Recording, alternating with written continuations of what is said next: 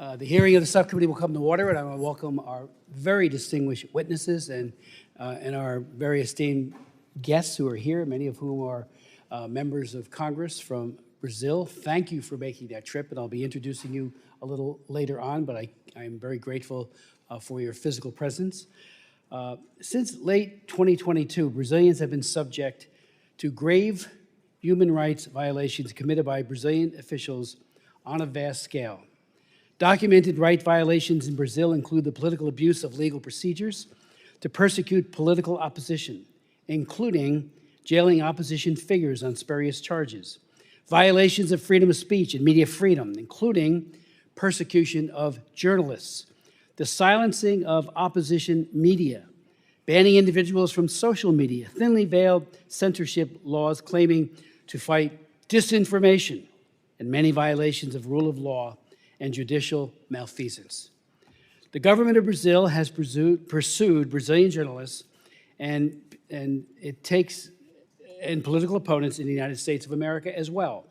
It has used Interpol, red notices, social intimidation, threats of legal action and extradition, and according to one credible victim of transnational repression, has sought to use the FBI as a carrier or conduit to its intimidation. I would point out that legislation that I've introduced on transnational repression will be soon marked up by the committee. Michael McCall, I'm the prime sponsor of it, has said it will be on our next markup, and that is designed to stop governments, including China and other dictatorships, from intimidating people here in the United States in such a callous way, which is what they do.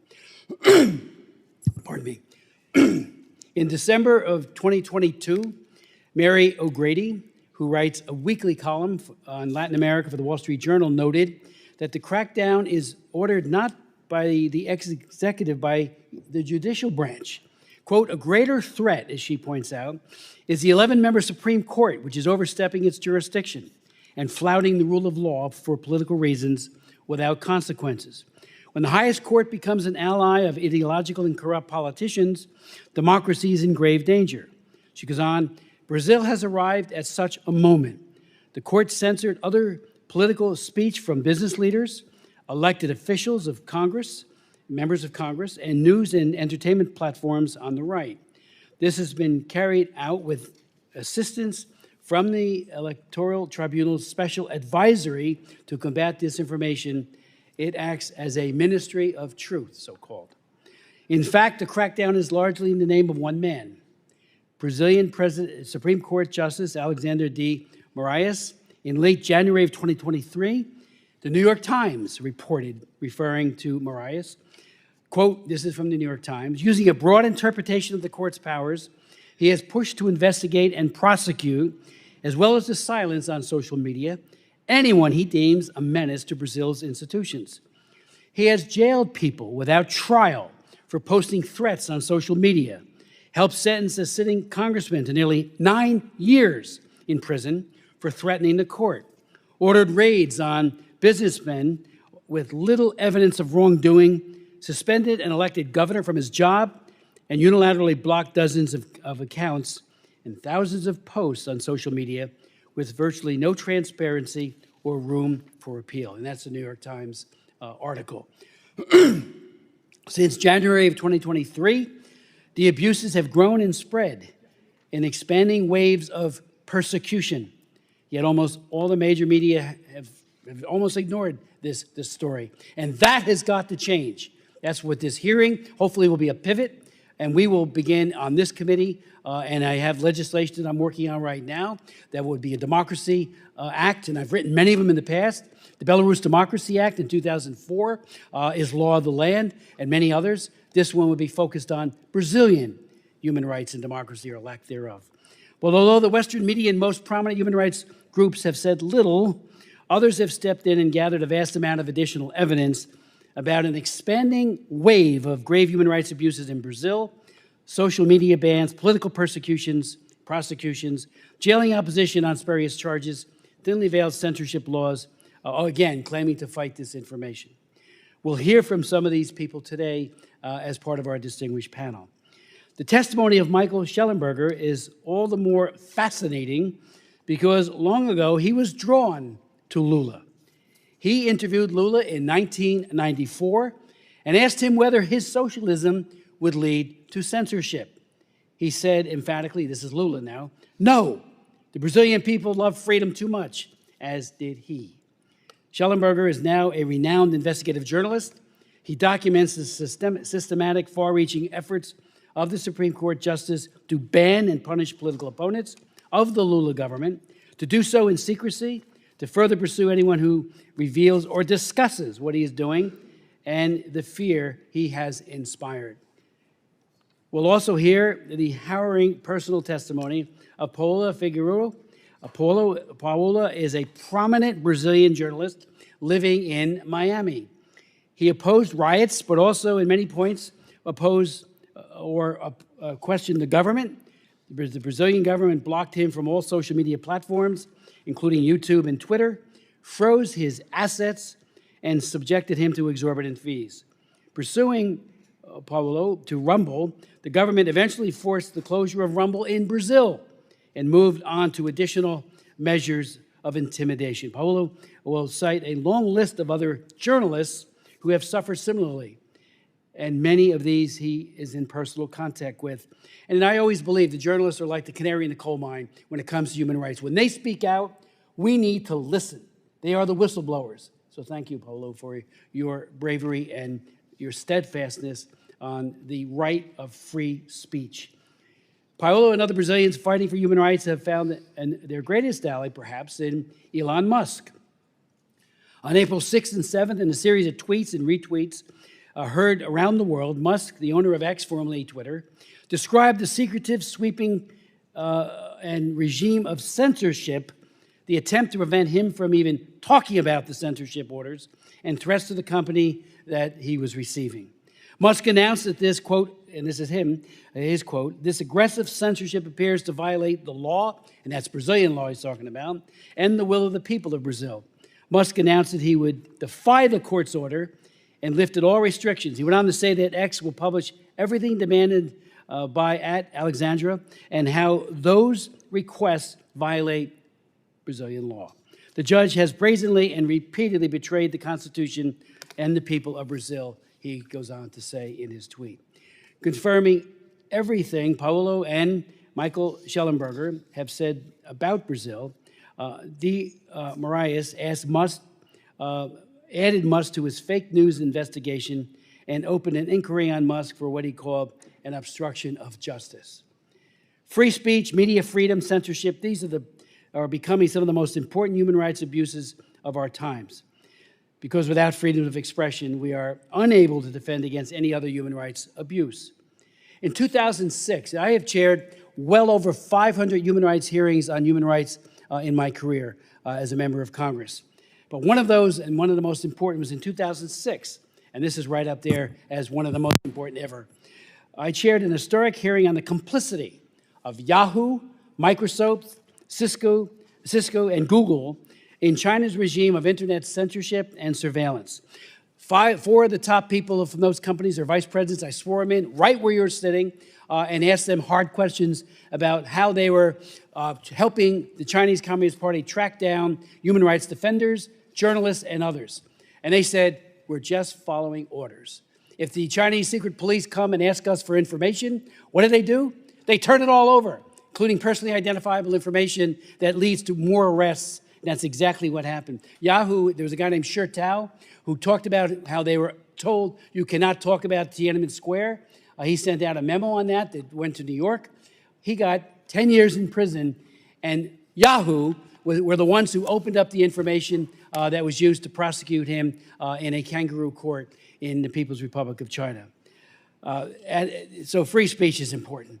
And again, this reminds me of that hearing where we have Lula, who is a socialist, who is not abiding by the rule of law, is mirroring exactly what the Chinese Communist Party has done. In recent years, we've had wave after wave of revelations of our own government's activities in pursuing companies to censor, limit, manipulate, and control information. Today, many elected officials, as well as leading newspapers and media organizations, openly support the call for more censorship. We need more speech, not less. More speech. And, you know, I was talking to Chris earlier from Rumble, and that was precisely his point. More speech. Let people speak out. That's what free speech is all about.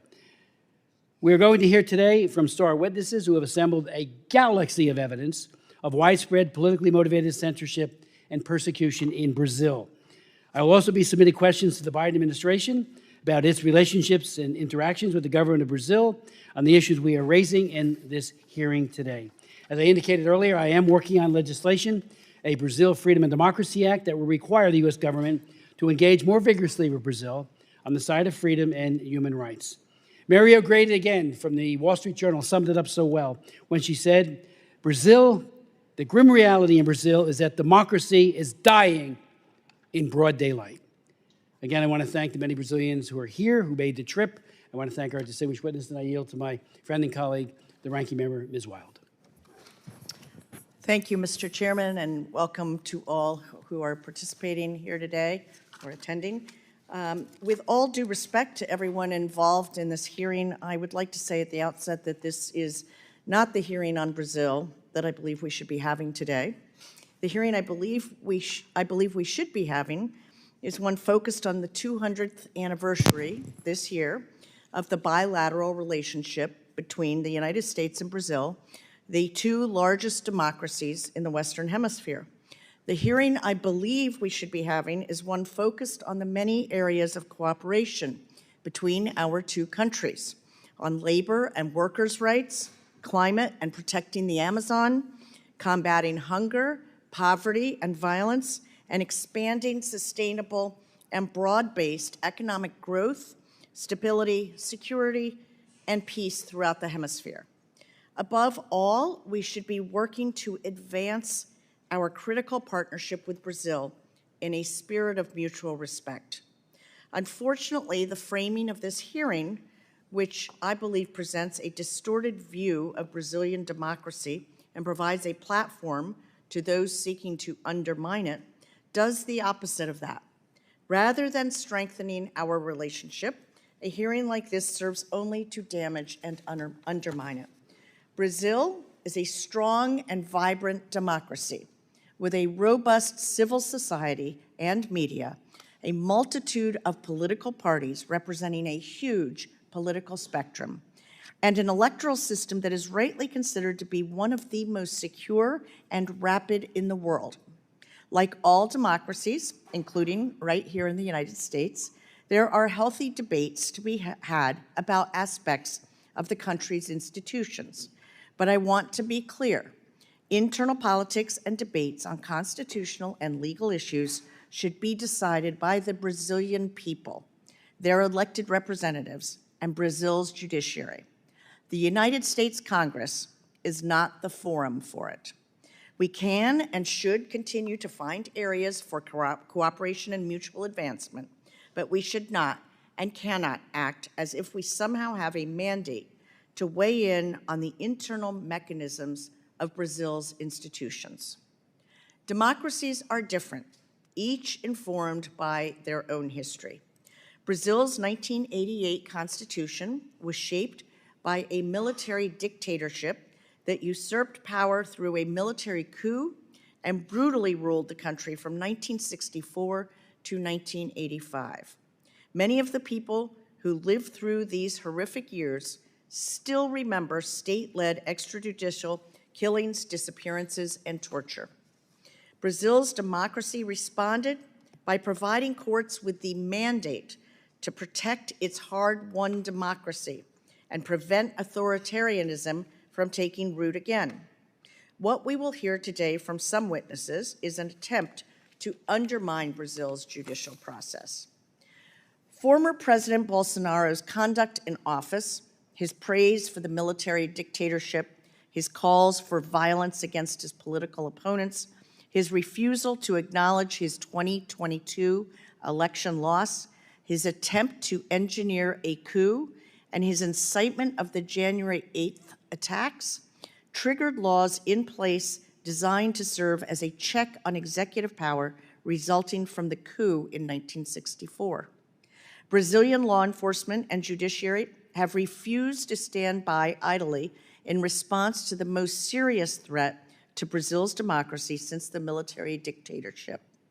They have responded robustly, according to their constitution and their legal system, which again have key differences with ours in the United States. Brazil, like France, Germany, and other Western European countries whose democratic credentials would likely not be questioned by anyone in this room, has a different conception of freedom of speech than we have here in the United States. Brazil's approach to freedom of speech, while broad, includes guardrails informed by this recent history. The title of today's hearing is Brazil, a Crisis of Democracy, Freedom, and Rule of Law.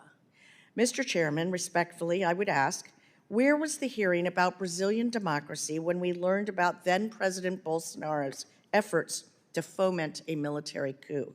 Where was the hearing after supporters of former President Bolsonaro led a coordinated attempt to overthrow the country's democracy on January 8th, 2023? This brings us to January 8th and the parallels between January 6, 2021 and January 8, 2023. Put simply, the January 8th attack, conducted in the manner it was clearly inspired by the January 6th attack. I believe we need more investigation of the connections between the two events and the role that individuals in the United States may have played in the coup attempt, including far-right public figures who used their platforms to, at a minimum, express support for a coup. This is another essential question I would have liked to see reflected in the framing of this hearing. How precisely did 2020 U.S. election deniers and the January 6th attack here in the United States enable the attempt to reject the results of the 2022 election in Brazil and to attempt a coup on January 8th? And how can members of Congress in both countries work together to strengthen our democracies in the face of these threats? I have with me today a copy of the report issued by Brazil's Parliamentary Inquiry Commission on the January 8th attacks. It contains critical findings. Mr. Chairman, I am submitting excerpts of the report for the record. I am also entering a statement prepared by Representative Jim McGovern, the co-chair of the Tom Lantos Human Rights Commission, into the record. As it happens, this year marks the 60th anniversary of the 1964 coup that led to Brazil's military dictatorship. Part of democracy means being honest about the instances in which we fall short of the ideals that we proclaim. The U.S. government's involvement in and support for the 1964 coup was such a moment in our history. In this hearing, let us be cognizant of the history between our countries. Let us approach our vital relationship with Brazil as a partnership of equals, not one in which the United States seeks to dictate events or interfere with Brazilian democracy. Let us learn from the consequences of past actions and remember that the role of the United States should not be to interfere in internal judicial proceedings or worse, destabilize democratically elected leaders who disagree with aspects of United States policy, but rather to build durable alliances around the world, understanding that we will have differences even with close partners and allies. Brazil's 2022 elections were free and fair. The United States government, alongside the international community, recognized the results immediately. In response to the attempts to overturn the election results, Brazil's institutions prevailed. Democracy prevailed. The Brazilian people prevailed. This is the vision that I intend to defend in today's hearing and beyond. Thank you, Mr. Chairman. I yield back. Thank you very much. I will introduce our very distinguished witnesses, but just make a couple of points. One, the Republicans were not in control of the House. The Democrats were in control of the House, so the hearings that you mentioned should have been had, could have been done by the Democrats. It was not done or contemplated, as far as I know. So I just think that, for the record, that needs to be known. And in terms of, I am a firm believer that friends don't let friends commit human rights abuses. we have an obligation, a moral obligation that's not so easily satisfied when we see human rights abuses that are occurring, whether they be underreported by certain aspects of the human rights community or not. They need to be exposed. And this violation of religious free speech is very profound. It is getting worse, and I think we have a moral obligation. And I'll just also one other thing. I was engaged in the effort to bring David Goldman's son, Sean Goldman, back from Brazil when Lula was the president before. We tried very hard to get hearings. We finally had one. I got a resolution passed on the floor of the House, and in complete violation of the Hague Convention on Parental Abduction, because they are signatories to it, Lulu and his government refused to abide by that international set of principles established by the United Nations. We're part of that Hague Convention, as is Brazil, and it took the threat of taking away GSP, Generalized Systems of Preferences, in order to get the Brazilian government to say, you better let this little boy leave and be joined with his father. So I learned the hard way. I went to Brazil twice during that ordeal. And again, Lulu was of no help. He was on the other side of that situation. And that is a human rights issue of the highest level. So now we're talking about free speech, and then we're talking about in terms of right now, it's being violated, I believe, with impunity. And we need to speak out. We need to speak with one voice, because friends don't let friends commit human rights abuses. I'd like to now introduce Chris Pavlovski, who is the founder and chief executive officer of Rumble. As a three-time successful entrepreneur, Mr. Pavlovski has founded Cosmic Development in 2011, a global IT business employing 150 employees with offices in Europe and North America. The business was ranked as the second best employer in Macedonia and has been the recipient of numerous awards. Mr. Pavlovski also sits on numerous boards, including Macedonia 2025, a not-for-profit focused on economic and educational development in that country. Michael Shelenberger is founder, president of Environmental Progress, and CBR chair of Politics, Censorship, and Free Speech at the University of Austin. He is also a leading investigative journalist who has broken major stories on crime and drug policy, homelessness, Amazon deforestation, rising climate resilience, growing eco-anxiety, the U.S. government's role in the fracking revolution and climate change, and California fires. He has testified to Congress at many hearings, including in recent years on AI and censorship, on big tech censorship, and on the censorship industrial complex, as he puts it. Paulo Figueiredo, I always have a little problem with that, is an investigative journalist. As a journalist, Paulo stands out as one of the most well-known figures in Brazilian journalism media. When he appeared on JP News Network, his show was an absolute leader in audience ratings for various television programs. On his social media account and YouTube channel, he has millions of subscribers seeking a perspective absent from the legacy media.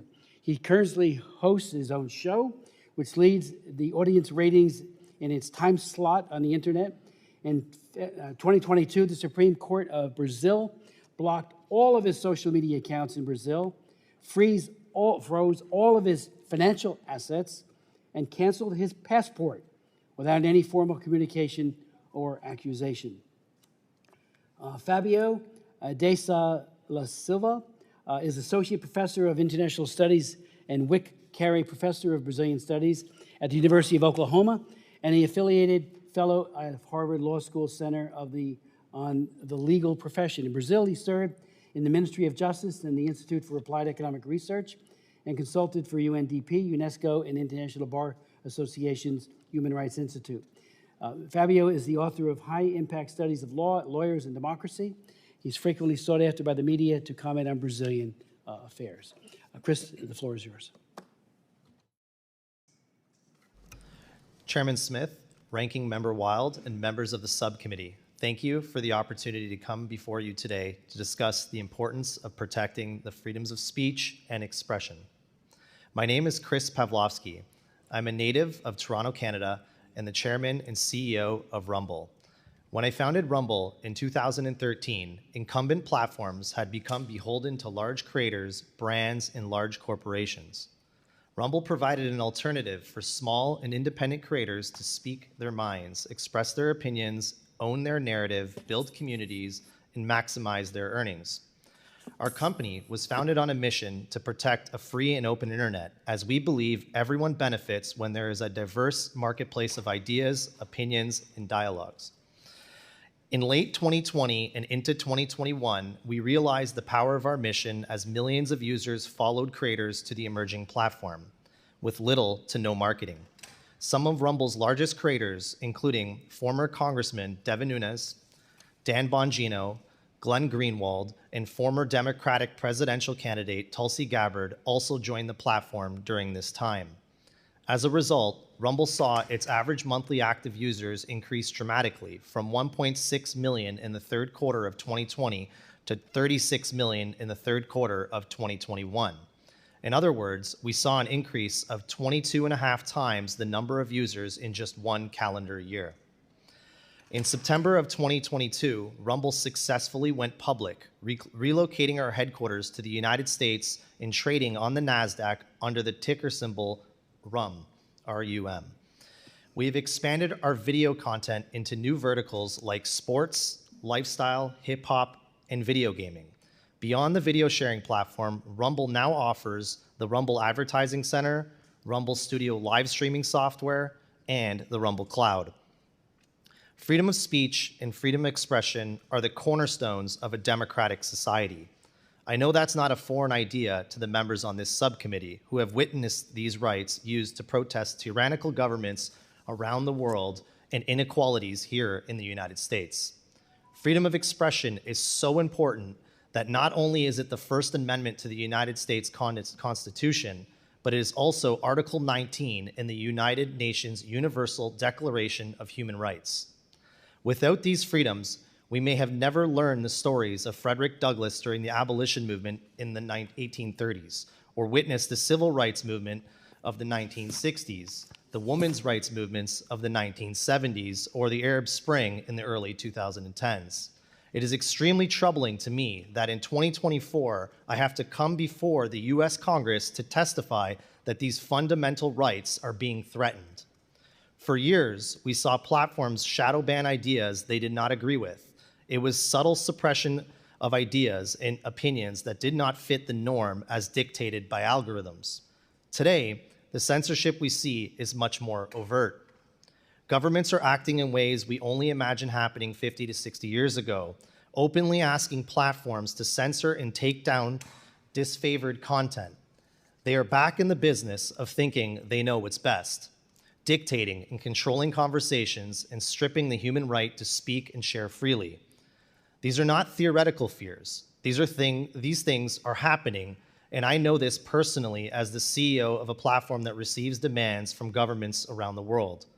One of the first instances of government censorship we experienced did not come as a surprise, as it came from communist China. Communist governments often crack down on a variety of freedoms, including freedom of expression. However, we were surprised in 2022 when we received a request from the French government to block certain news sources. People can certainly question the trustworthiness of news sources, but it should not be any government's job to selectively eliminate access to information. Rather than comply with the French government's request, we simply disabled the access to the platform in France and challenged the legality of this demand. To be clear, Rumble has a strong set of content guidelines under our terms and conditions, but the content the French government was asking us to censor did not violate any of our terms. Instead, it was regarding Russian news outlets. Earlier this year, we received requests from the Brazilian government to remove certain creators from our platform. Again, the content did not violate our terms and conditions, but instead shared opinions that were unpopular in Brazil at the time. Rumble made a very tough decision not to comply with the government's request. As with France, we chose to disable access for our users in Brazil while we challenged the legality of the Supreme Court's demands. It does not stop there. Just last month, we received requests from New Zealand and Australia to censor politically unpopular content. Countries in every hemisphere, all of the members of the United Nations, are no longer upholding the human right to freedom of expression. This is getting out of control, and it should alarm everyone in this room. As this committee knows, the United States is involved in so many initiatives to protect democracy around the world, But when it comes to defending the freedom of speech and protecting American businesses who attempt to uphold this right in Brazil, the United States has been silent. It cannot remain so. It does not matter which platform hosts the content. Today it is Rumble, yesterday it was X, but tomorrow it could be the New York Times. The platform shouldn't matter. The universal right to freedom of speech and expression, the core of Western democracy, is at stake. America needs to step up and take a leading role. Rumble will never back down from our mission. We are the tip of the spear in this fight, and we relish that. We urge everyone, especially the U.S. State Department, to join us. I'll close with one final thought. Every totalitarian regime that has crushed the rights of individuals has sought to control what people can say and hear. It's never the good guys doing the censoring. If the United States won't stand up for freedom of speech, who will? Thank you again for the opportunity to be with you today. I look forward to taking your questions. Thank you so very much for your testimony. I'd like to now recognize Mr. Shelenberger.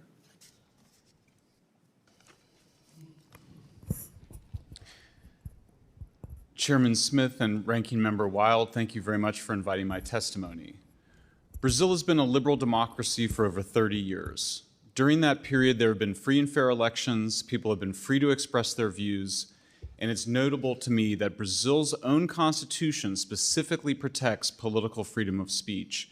Quote, any and all censorship of a political, ideological, and artistic nature, reads Chapter 5, Article 220, Paragraph 2 of the Brazilian Constitution, is prohibited. Today, Brazil is no longer a liberal democracy. It is an illiberal one, where people, including former Workers' Party members and prominent legal scholars, say they fear speaking their minds, including about the illiberalism of their country, for fear of punishment. And for simply exposing this fact, I now find myself under criminal investigation by Brazil's federal police and attorney general. The evidence suggests that the federal Supreme Court, the STF, and the Superior Electoral Court, the TSE, which are under the heavy influence of a single justice named Alexandre de Moraes, are directly interfering in elections by demanding the deplatforming of independent journalists and politicians on every major social media platform. Jay Moraes is not simply demanding that social media platforms censor specific content by controversial journalists and politicians. He is demanding that all social media platforms ban them for life, and he often does so through secret hearings without the right of appeal.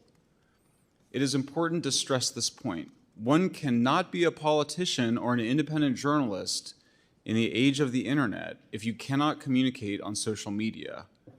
As such, the censorship in Brazil is the worst I have seen in any Western democracy. Jay Moraes has acted unilaterally to invent whole new laws, therefore interfering not only with elections, but also taking over the role of Congress. My involvement began on April 3rd, 2024, when I published the Twitter Files Brazil. They show Supreme Court Justice Jay Moraes had illegally demanded that Twitter reveal private information about Twitter users who used hashtags he considered inappropriate and demanded the deplatforming of independent journalists and politicians. 3 days later, on April 6th, X Corporation, formerly Twitter, announced that a Brazilian court had forced it to, quote, block certain popular accounts in Brazil. 1 hour later, X's owner Elon Musk announced that X would defy the court's order and lift all restrictions. 1 day later, April 7th, Jay Moraes announced a criminal investigation into Musk for allegedly spreading disinformation, obstructing justice, and allowing people who Jay Moraes had banned from social media to freely express their views. Jay Moraes said he would fine X $20,000 per day for every banned person Musk allowed to speak. On April 15th, X's top attorney in Brazil resigned his post, fearing for his safety. On April 18th and April 19th, Brazil's federal police published 2 reports that suggested that I was under criminal investigation for publishing the Twitter Files Brazil. The reports claimed that the people whom Jay Moraes had demanded be censored had gained limited access to communicate on X, particularly through X's Spaces, which allows for live conversation. This is yet more evidence that Jay Moraes is obsessed with silencing his enemies. It was not enough for X to have blocked their profiles within Brazil.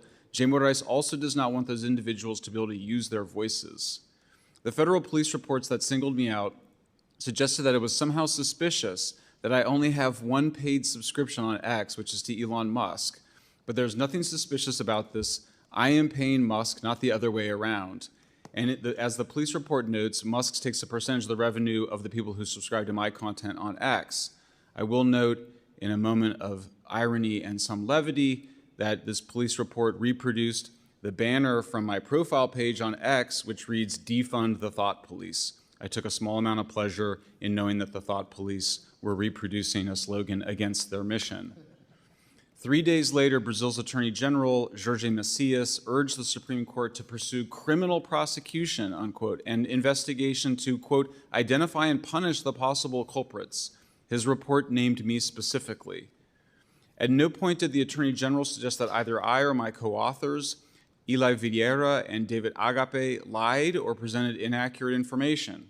Rather, the Attorney General's 6-page memo released publicly claims that I released, quote, excerpts of content from confidential judicial decisions in an attempt to destabilize the democratic state. But both accusations are also untrue. None of the Twitter files Brazil contained any confidential judicial decisions. The Twitter files Brazil's were strictly emails between Twitter staff. There's not a single instance where we published confidential judicial decisions. But even if we had, the Brazilian Constitution reads, quote, the law may only restrict the publicity of procedural acts when the defense of privacy or social interests so require, Article 5. And in this case, it was imperative that we publish the Twitter files precisely to protect the Brazilian public's right to privacy, freedom of speech, and democracy. What's more, this attack on me is highly selective. Brazilian news media have reported on confidential judicial decisions for years and not been subjected to such outrageous criminal investigation as the one I am under. Finally, there is no law in Brazil attempting to, quote, attempting to prohibit, quote, the destabilization of the democratic state through nonviolent means. The law only prohibits violent attacks on democracy. As such, the Attorney General abuses his power and acts as a lawmaker, usurping Brazil's Congress.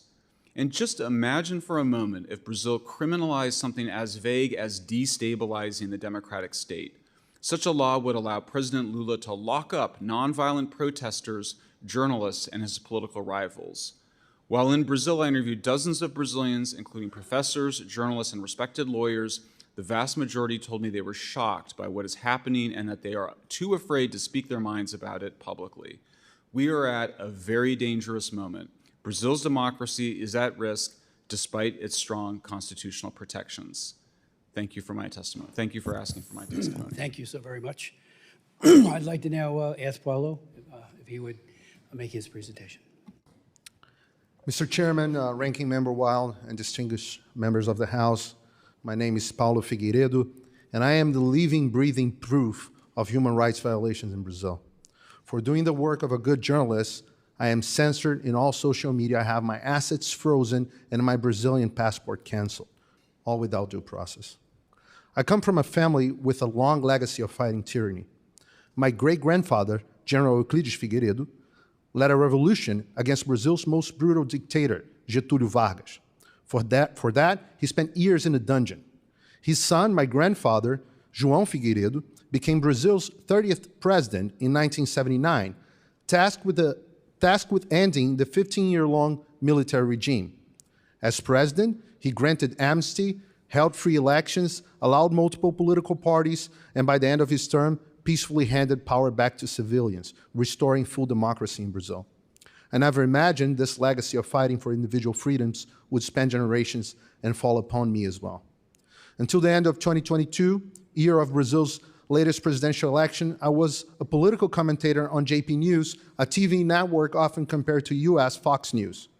The primetime show I was in had been voted the best in the country and had more viewers than the next two networks combined, including the local CNN. I had over 5 million followers across all social media with higher engagement than virtually any other journalist in Brazil. By any account, I was one of the most influential journalists in the country, until I started being targeted by a series of decisions from the highest court in the land. In December 2022, I had all my social media accounts blocked for Brazilians. Later, I learned that the order would extend to freezing my financial assets, suspending the confidentiality of my financial transactions, threatening exorbitant fines every time I said something that displeased Justice Alexandre de Moraes, and even canceling my Brazilian passport. I disappeared from my entire audience. This is the modern equivalent of being sent to a dungeon, as was my great-grandfather. In January 2024, following Lula's inauguration and the January 8th riots, Brazil's Department of Justice opened a case against JP News, accusing the channel of fomenting the revolt. Demonetized by YouTube, faced with new criminal case and threat of losing its public concession, JP News gave in and laid off all its conservative commentators and adopted a more Moraes-friendly editorial stance. I was unemployed with all my assets frozen and my work tools blocked. Rumble and locals promised to always stand for freedom of expression, so I joined, quickly becoming one of the biggest content creators on both, with 120,000 subscribers on Rumble and nearly 60,000 subscribers and 2,000 paid subscribers on locals. However, in December 2023, pressured by absurd orders issued by Moraes, with me being one of the main targets, I believe, both platforms closed access to all Brazilians. The financial loss has been unbearable. On February 8, 2024, Brazilian newspapers reported a new offensive against me. I was apparently being investigated for accurately reporting on primetime TV the behind-the-scenes meetings of the Brazilian Army's High Command in December 2022. In this investigation, a new measure was issued prohibiting me from having contact with former President Bolsonaro and any other person investigated, a clear intimidation tactic that hinders my journalist activities. There's one single name behind every one of these decisions. That's Alexandre de Moraes. Remember this name. He's the de facto dictator of Brazil.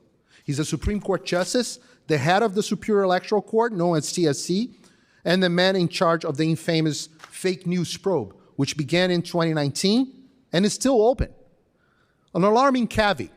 Through all this, my work was being carried out from my studio in Florida, where I have been residing since 2016. I have therefore been under the jurisdiction of this country the entire time, and consequently protected by the rights guaranteed in the First Amendment of the Constitution of the United States of America. American companies have been obeying legal orders directly from Brazilian judges without following international procedures and sharing data of individuals under American jurisdiction. This Congress should address this issue, as it is not only violates our constitutional rights, but also exposes an intelligence risk and potentially violates the FCPA. By no means I was the only journalist affected.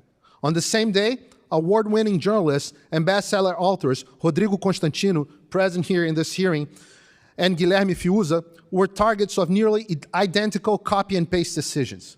Other journalists, such as Alan dos Santos, also present here today, had faced even harsher measures, including arrest orders. Libertarian podcaster Monarch, known as the Brazilian Joe Rogan, suffered a similar fate. They're both exiled in the US. There are numbers of other examples, including comedians or even a judge, Ludmila Grillo, here in the audience, or congressmen like Nicolas Ferreira and Gustavo Gayer, also present here, Marcel Van Hatten, Carlos Jordi, Alexandre Ramagem, Carla Zambelli, many other members of Congress, and even Senator Marcos Duval, who had their social media blocked, offices raided, or passports taken by Moraes. Congressman Daniel Silveira is currently serving 9 years in prison for recording a video harshly criticizing Moraes. Former Congressman Dalton Dallagnol, the former prosecutor who got Lula da Silva convicted for corruption, also here, lost his seat by order of Moraes Court. A survey showed that 70% of Brazilian members of Congress believe the Supreme Court invades their powers. Some of 2/3 of Brazilians believe the country lives under a judicial dictatorship. Demonstrations with hundreds of thousands of people are mostly against Moraes. The Brazilian people and Congress know Moraes is out of control, but are paralyzed with fear. Many ask how one justice can do all these things, given that Brazil has laws defending freedom of expression. In fact, Alexandre Moraes does not have this power by law, and his actions flagrantly violate the Brazilian Constitution, specifically Article 5, items 4, 9, and Article 220, as well as international laws, which Brazil is a signatory, such as Article 13, paragraph 1 and 2, and the American Convention of Human Rights, and Article 19 of the Universal Declaration of Human Rights.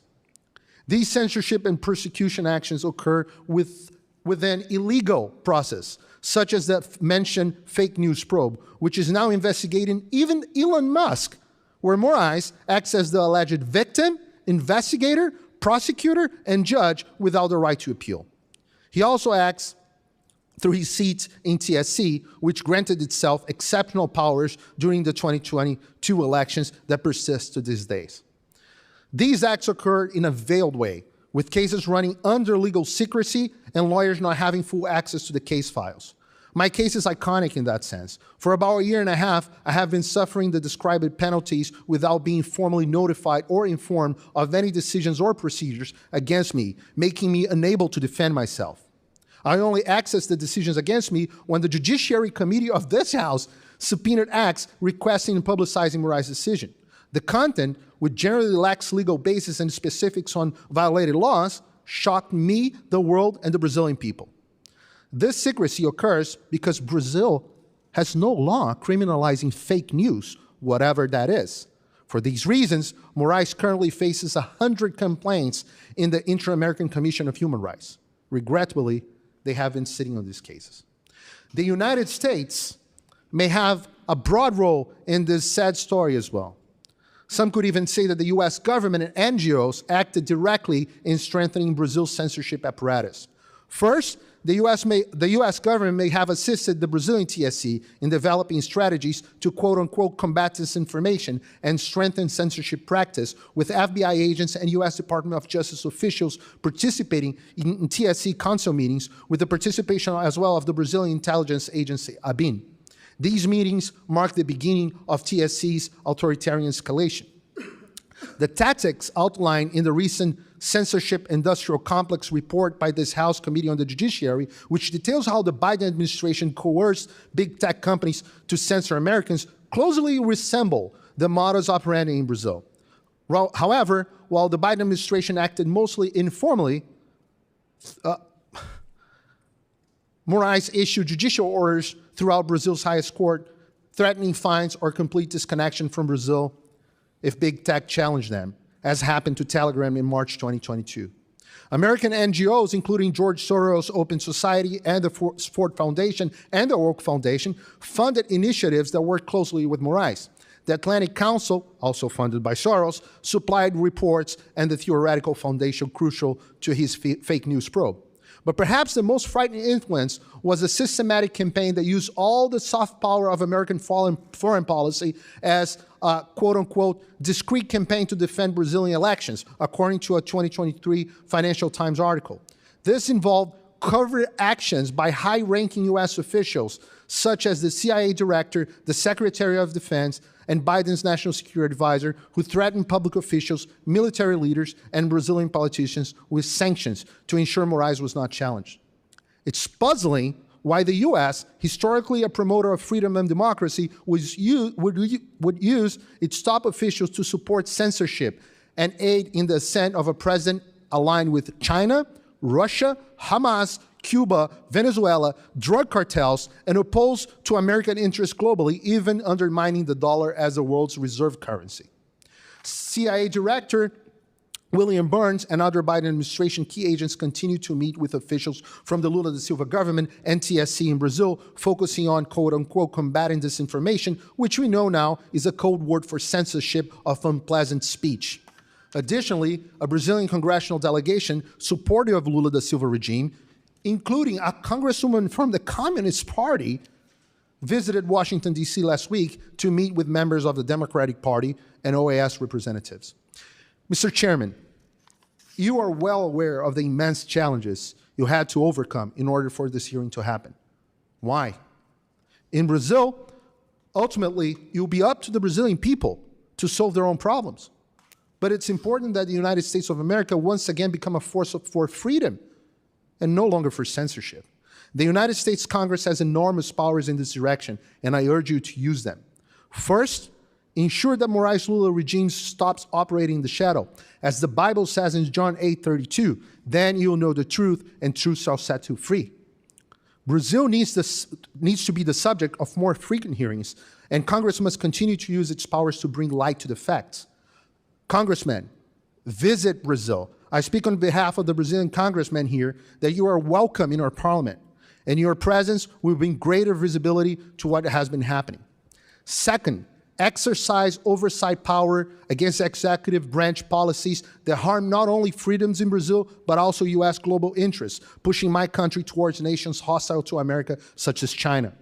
Third, withhold funds and resources, not only those destined for Brazil, but also for international organizations, such as the OAS, that are shirking their roles.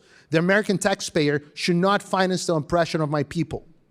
Finally, produce legislation imposing harsh sanctions on Brazilian government and officials who violate fundamental rights and freedoms. With this help, I guarantee that my country's institution will react and return our freedoms. This is what I beg of you on behalf of millions of Brazilians. God bless America, God bless Brazil. Paulo, thank you very much for your testimony and for your recommendations. I'd like to now recognize Fabio. Mr. Chairman, Ranking Member Wild, members of the subcommittee, thank you for this invitation and the honor to testify before you. Thoughts and prayers to the southern Brazilians who are going through a massive flood there. You all have my solidarity. On January 8, 2023, thousands invaded and vandalized the headquarters of 3 government branches in Brazil. This didn't happen out of nowhere. It was the result of a long process by which politicians, media influencers, and others, relying heavily on social media platforms, worked to discredit Brazilian institutions and spread 2 big lies. One, that the Brazilian elections had been defrauded and Lula da Silva, inaugurated a few days before, was illegitimate. Another, that given tensions in society and between government branches, the military had constitutional authority to take over. This was not the first violent action of Brazilian political factions unwilling to accept the results of the 2022 elections. In December, a few weeks after the votes had been counted and Lula was declared president, riots took place in the country, which included an attempt to bomb the Brasilia airport on Christmas Eve. The Supreme Court has been a special target of these extremists since 2020, when it ruled that the COVID policies that former President Bolsonaro planned to adopt were unconstitutional. "I've had enough," shouted Bolsonaro. He actually shouted, "Acabou, porra," which, in respect to the subcommittee, I'm not going to translate. Thereafter, Bolsonaro stood up against judges and even said in rallies that he was no longer going to respect court decisions. Others joined this call to confront justices on the streets and on social media. One of their mantras has been that the people are supreme. And in my written testimony, I provide with some pictures of demonstrations where this slogan features prominently. In this vision, courts must bow to what the people want. This is anything but a rule of law system, Mr. Chairman. It's actually a textbook definition of rule of man. As for the judiciary, it had to defend itself almost on its own. The chief federal prosecutor, appointed by Bolsonaro and with the authority to investigate high officials, was refusing to do his job, as demonstrated in studies. Congress, under new leadership, was becoming ever more complacent with Brazil's authoritarian leader. One of the few resources available to justice was to initiate investigations themselves, which in 2019, interpreting Article 43 of the court's bylaw, they understood they had the power to do. Some of these investigations are still underway, and they have produced substantial evidence that there was a plan to stage a coup, including through depositions by the former Bolsonaro's aide-de-camp Mauro Cid and the former Air Force commander Carlos Batista Jr. The issues discussed in this hearing stem from this painful and complex context. Some question the decisions made by the Brazilian judiciary in those investigations, as well as in its capacity to oversee elections. They do so based on conceptions of freedom of speech that misrepresent Brazilian law and private files released by different sources. In my written testimony, I provide the subcommittee with a more detailed explanation of Brazilian law and why I see claims that Brazilians are living under a censorship regime controlled by a single Supreme Court justice, Mr. Alexandre de Moraes, as nonsense. I demonstrate, for instance, that Brazilian law fully allows judges to order the removal of social media posts and the suspension of accounts when those violate others' individual rights or the public interests. I also highlight that the authority of the Supreme Court to initiate investigations of online crimes against itself and against its members was recognized even by Bolsonaro's Solicitor General, Mr. André Mendonça, who currently sits on the court appointed by Bolsonaro. But in these initial and oral remarks, I want to make sure that we don't get lost among the trees and miss the forest. Is there a crisis in Brazilian democracy and rule of law? If there is, it's not because judges are trying to do their job, imperfect as they might be, as all other human beings. It's because we got very close to a point where judges would have become insignificant, subjugated by mobs unwilling to play by the rules of the game. And this, Mr. Chairman, Ranking Member Wild, is how democracy dies. Thank you for your attention, and I look forward to your questions. Thank you very much. Let me just ask a few opening questions, and then I might do some follow-up after my colleagues have asked their questions. Again, Mr. Shelenberger, you make a very, very cogent case for how you actually thought Lula was a believer in free speech, and then you have now been disabused by that belief on the record, by the record, including against yourself. You point out that the law governing free speech is very robust, but it's not being followed. My colleague, Ms. Wild, mentioned that they have a different law. Well, how much different is it really from the universally recognized right to freedom of expression articulated by the UN and, of course, enshrined in our U.S. Bill of Rights? I am very concerned that we say they have a different definition becomes an excuse for allowing violations of fundamental free speech. In your backgrounder, and as well as in your testimony, you point out the sweeping, Mr. Fabio, sweeping restrictions on freedom of speech as severe as the ones that have been placed in Cuba since the early 1960s. And just for the record, I have raised human rights issues vis-a-vis Cuba my entire 44 years as a member of Congress. And I have had people push back and tell me how that's not true. I have tried to go to Cuba for about 30 years. I've been denied when Fidel Castro was still the dictator. I wanted to visit with the political prisoners. I had hearings on it here in this room and was told, you cannot come in. Even now, I've tried to go to Cuba, which is the paradise of human rights recognition, according to some. I remember we had one clergyman at one of my hearings tell me that his favorite scripture is Matthew 25, where our Lord said, when I was hungry, did you feed me? When I was in prison, did you visit me? So I had a long list of political prisoners, Oscar Bichette, many others, an Afro-Cuban who was an amazing, amazing leader that I had tried to visit with and was told, there's no way you're even going to get into Cuba. So I asked this Reverend Walker, who sat right where you're sitting, Michael, you say you visit all these prisoners. Name one political prisoner. He couldn't name a single one because he had not. He was shilling for the Cuban dictatorship, as do so many other people in this town. And to me, that is an outrage, especially since you named the human rights abuse, including human trafficking, child sex trafficking, and all the others. And I wrote the laws on combating human trafficking in this country, as well as around the world. And the idea that we don't speak out against a friend because they are a friend on human rights.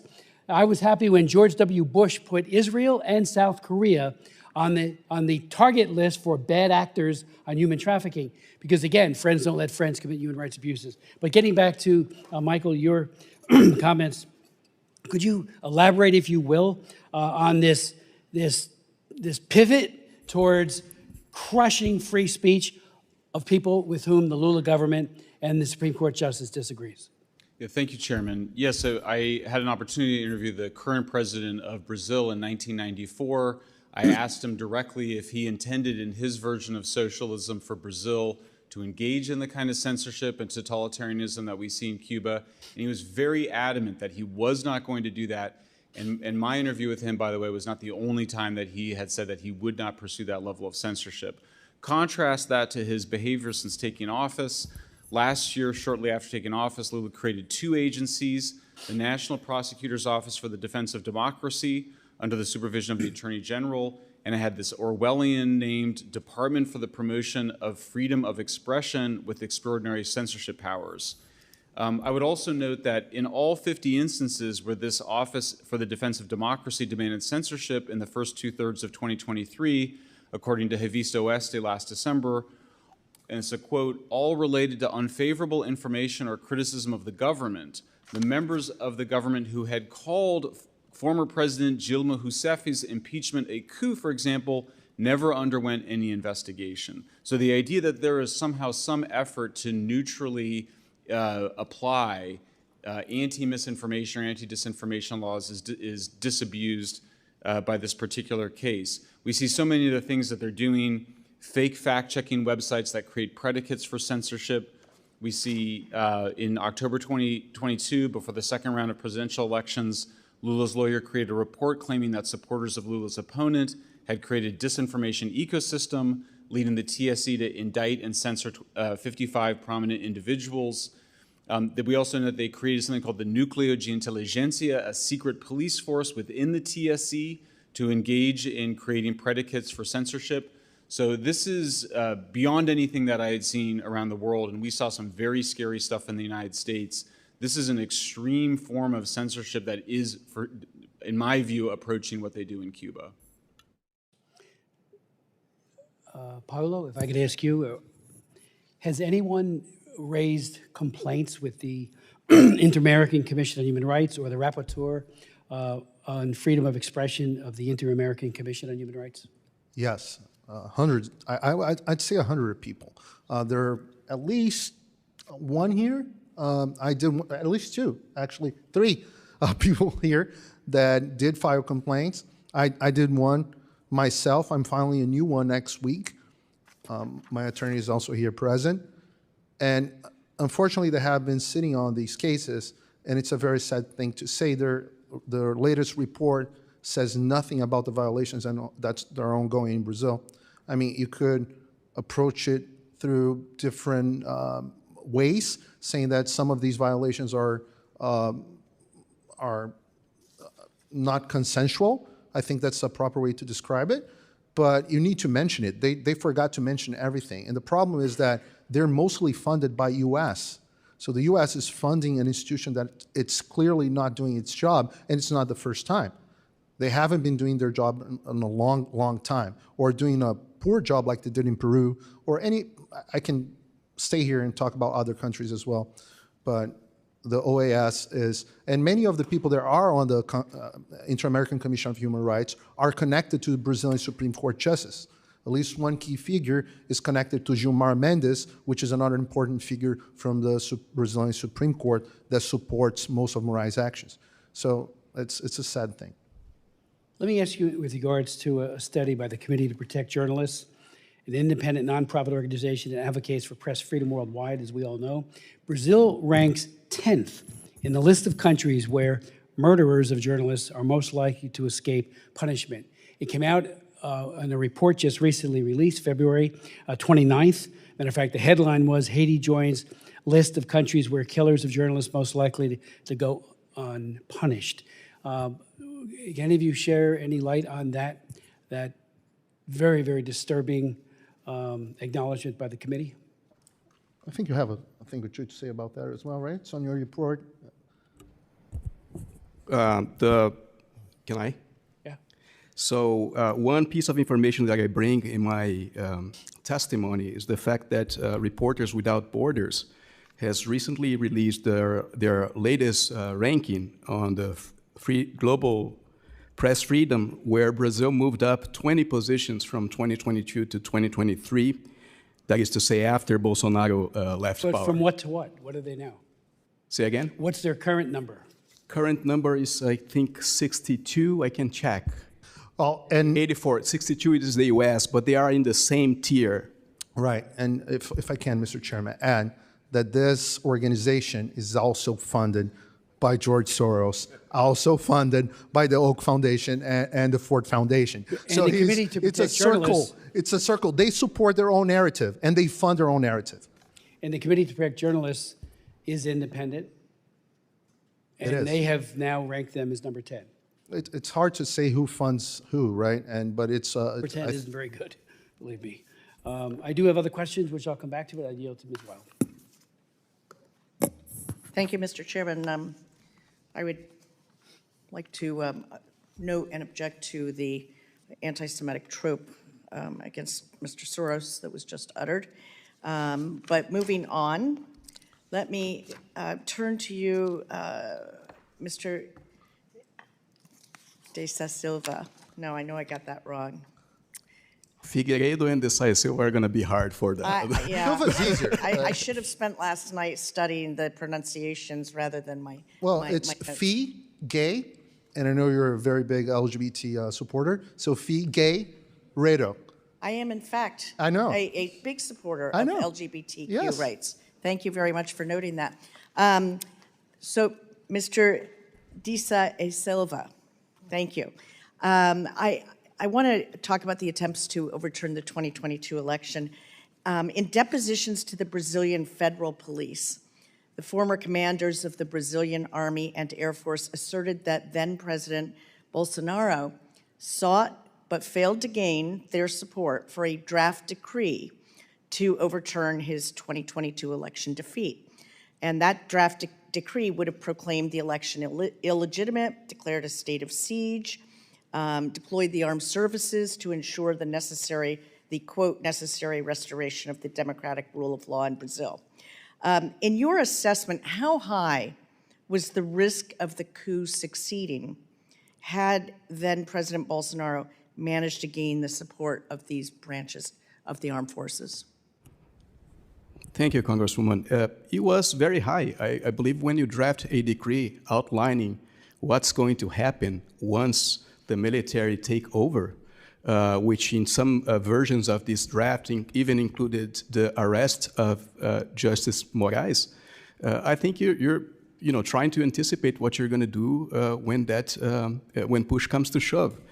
And I want to say that a draft of this decree had been encountered with the former Justice Minister in the Bolsonaro cabinet, and another draft had been encountered in Bolsonaro's office itself, in his party, when the police conducted a search and seizure there. So it has corroborated by these testimonies the fact that they have been discussing these drafts. And how long a period was that the draft decree was under drafting? I'll have to check, but I think it's between the end of the first round of the elections until January. Okay, and the election, am I right, was in October? October, yeah, Okay. first round. And so the draft decree wasn't fully prepared until January? It was in the making. Okay, and you heard the chairman's comments in response. You asked me about the risk. Wait, let me get to, Okay. let me just finish what I was going to say. You heard the chairman's comments in response to my opening remarks that Democrats were in the majority, Democrats here in Congress, and we could have done a hearing at that time. However, by the time this decree actually came about in January, as you said, I believe it's a matter of record that Republicans were actually in control on in January of 2023. So by the time we knew of this decree, Republicans were in control. I mean, that's not a question, it's just a statement, sir. Go ahead with what you were just going to respond to. How high was the risk of the coup succeeding? Yes, and even the fact that a couple of military officers backed off, to me, is not an indication that there wasn't support from the military for this to happen. I mean, they were involved in conversations. They attended meetings, I think it was a last-minute decision, making some calculations that this wasn't going to work.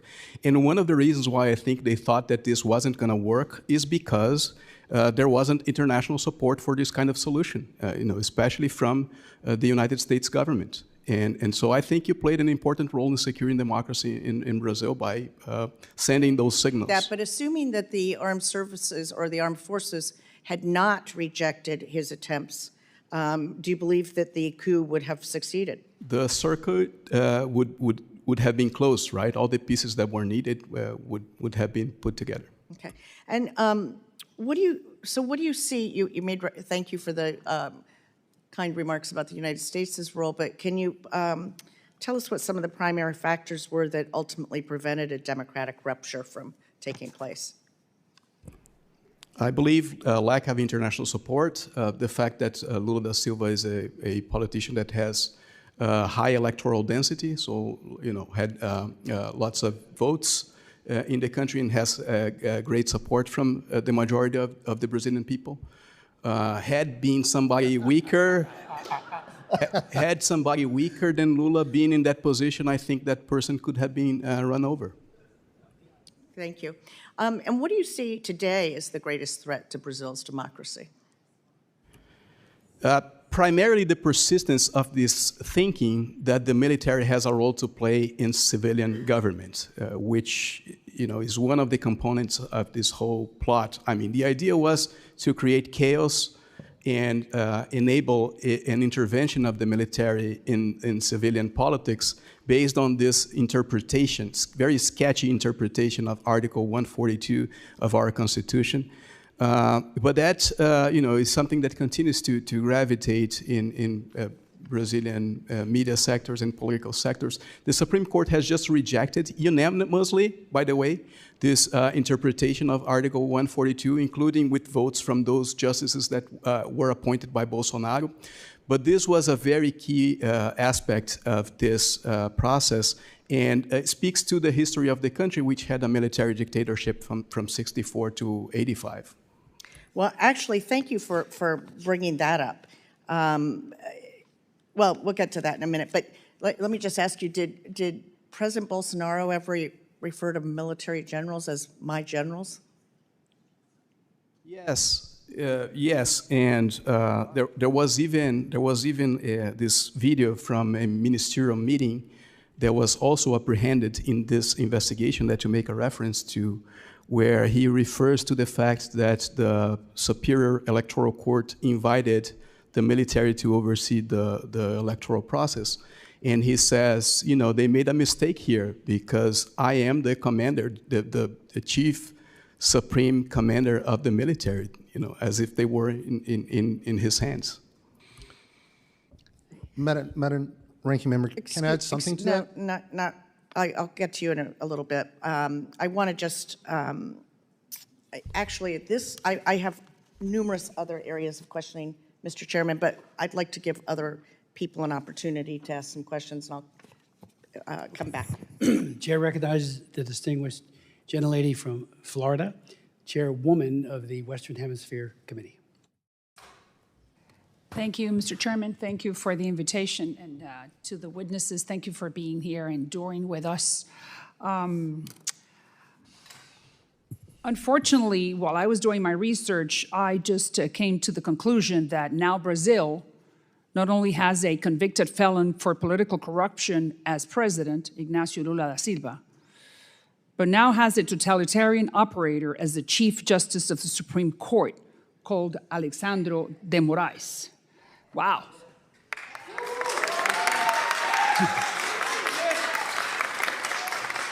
Thank you. I mean, there's nothing to celebrate. Poor Brazilians, they deserve a lot better. The most important country, saying it, finally. The most important country in the, economically speaking, or the largest economy in the Western Hemisphere, South America, I should say, to be more precise, deserves better. So, having said this, Elon Musk, the owner of Twitter, has become a target to the highest court because he shoots back. And that's the way you do it in a democracy. Really, we do not know if the Supreme Justice, Mr. de Moraes, is a socialist or he's a useful fool, or he's a useful idiot for the socialists. But we do know that he is curtailing the most fundamental right that any democracy, including the Brazilians, have, which is free speech. And I really do not understand why. So that's why. Thank you very much, Mr. Shelenberger, for being here with us. And I do want you to explain to us, why do you think that Elon Musk and Twitter is in the crosshairs of this gentleman? I think the short answer is that X and Mr. Musk just grew fed up with all the illegitimate, unconstitutional, and illegal requests for censorship. It's such a radical demand. In one case, we know that Jim Moraes was demanding that X deplatform a sitting member of Congress for content that he had posted on different social media platforms. This is completely absurd and outrageous. All of the claims, all of the major claims that the Brazilian government has made against Musk and including against me are disinformation themselves, including the idea that somehow this is a money play by Musk. The first thing that he said was, we're probably going to lose all of our financial business there and we may go bankrupt. Well, a few days later, the Brazilian government halted all advertising on X. You know, in fact, when I was in Brazil, I was still seeing Brazilian government. So for what you're telling me, I understand that then the president of the country and the chief justice are in cahoots. Is that what you're telling me? That's what it appears to be the case. Do we have any proof of that?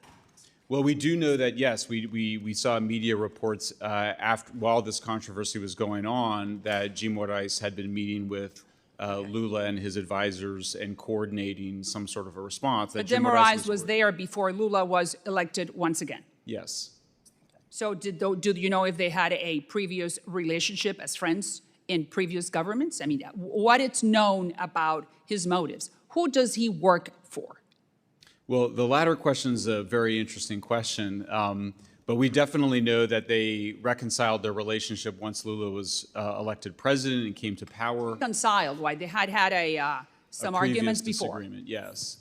And that reconciled, and and then we saw in response to Elon Musk's standing up for free speech in Brazil, we saw Jim Moraes go to Lula and spend time with Lula and his advisors, making the case that they needed to, continue to fight for more censorship. And why do you think that Twitter in particular has caused such an irritation? I just think it's because Musk has got enough resources to be able to stand up to the Brazilian government. It's not easy and I don't think other platform CEOs besides Rumble and X have shown the courage. I mean, I think we're not naming the names here, but Google, Meta, Facebook, Instagram, these platforms are allowing the censorship to continue. And I commend Elon Musk for doing that. Very good. That's exactly what he needs to do, not only in Brazil, but he needs to create the Brazilian model as an example that someone that has... Yeah. He needs to create an example, not only for Brazil, but for the United States and for the rest of the hemisphere, that you do not mess with free speech. Across the board, it does not matter what you're saying, you have the right to say it as long as it does not bring violence, period. So there are two facts here that I think could shed some light on who Mr. de Moraes is, and these are facts. Number one, he gave the order to take down a post that said that Lula da Silva supports Daniel Ortega, the dictator of Nicaragua. Well, yes, it's true. So why can the Brazilians not know that? So Mr. de Moraes ordered to bring it down. Number two, he gave 1 hour to the company, to Twitter, to take down posts by conservative politicians, or they would be fined $30,000. So 1 hour, what about if you read the email 30 minutes into it? So you only had 30 minutes to take it down, or be fined $30,000. And those two politicians are here, Carla Zambelli and Marcel Van Hatten. Is that true? Yes. If I can step in here, we at Rumble have also received these requests, multiple, 9 in total. Our decision was to immediately leave Brazil upon these requests. and no longer do business in Brazil based on protecting human rights of free speech. These requests... That's exactly what they want you to do, leave, which is what Musk is not doing, staying. I would say that actually the best move is for all of us is to protest and turn off the platforms and not comply with their orders. Rumble did not comply with Moraes' orders.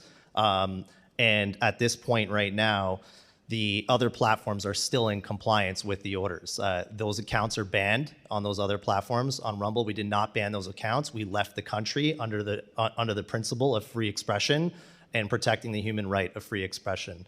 So I believe the best course of action is to all in protest shut off in Brazil and let the entire nation know that this is unacceptable, so that everyone in that country can then protest in their government to push back against this type of behavior. But does the average Brazilian have any type of recourse to fight this back? I would say they don't, because they're working. And they're busy, and they're trying to make a living. So so my next question is, what can we do from this platform, to all of you, what can we do from this platform to protect the average Brazilian to read on Twitter, on any social media platform, whatever they want to, which is their right? What can we do as members of Congress? Either one. Well, at the end of my remarks, I offer 4 suggestions. The first one is keep doing what you guys are doing here and then on Committee on the Judiciary, which is shed light to the issues in Brazil.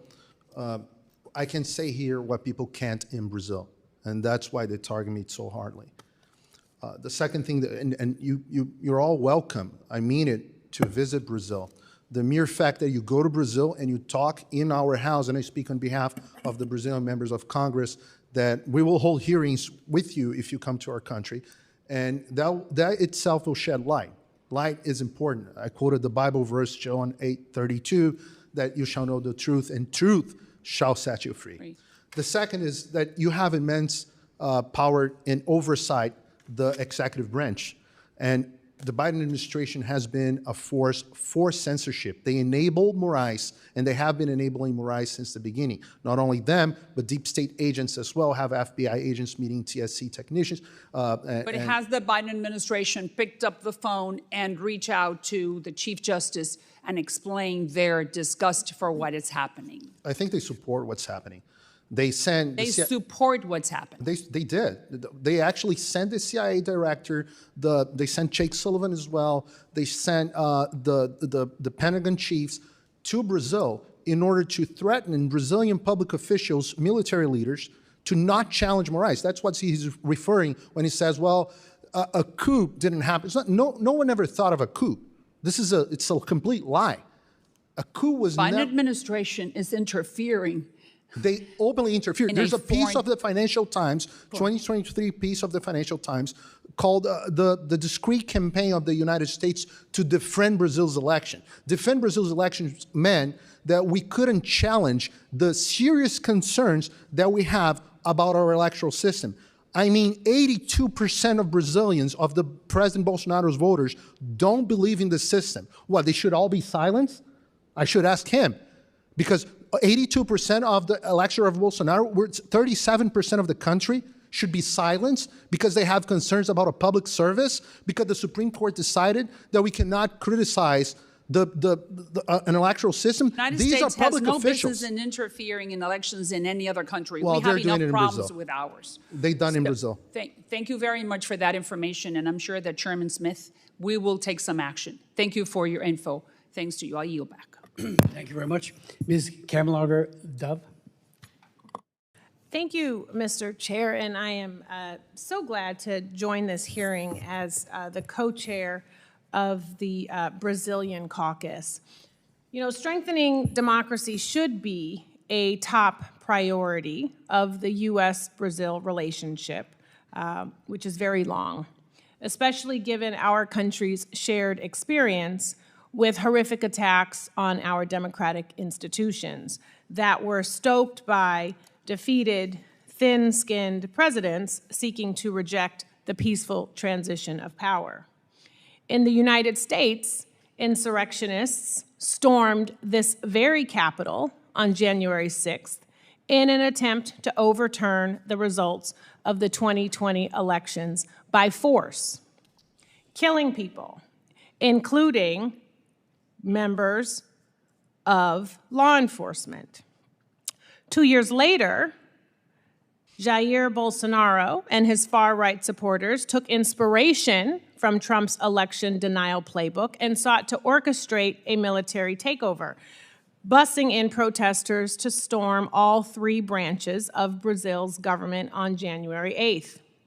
These attacks and the disinformation and conspiracy theories that enabled them represent the very real threats to democracy that we should be discussing. I did visit Brazil. I just came back from Brazil. I was actually there when videotape was revealed and shared of then President Bolsonaro hiding out in the Hungarian embassy. So I just returned, my time. I just returned from leading a delegation of Congressional Black Caucus members to Brazil to learn about our shared histories of racial discrimination. And if we want to talk about strengthening democracy, we should be talking about how we can increase the political participation and economic and social inclusion of Afro-Brazilians who have been murdered and marginalized throughout Brazil's history. And let's shine a light on the historic land grabs and religious persecutions that these communities have continued to face. So instead, this hearing is about protecting Brazil's democracy, but really, it's actually an attempt to undermine it by interfering in Brazil's judicial process and giving a platform to the very individuals who spread lies about Brazil's election. Not only that, the far right in the United States is using the debate around Brazil's fight against disinformation as an opportunity to cry victim when they face accountability for their own anti-democratic actions and to give themselves cover for their enabling of the January 6th insurrection. So if that is not the definition of gaslighting, I don't know what is. I just have a few questions. They're yes or no questions. Mr.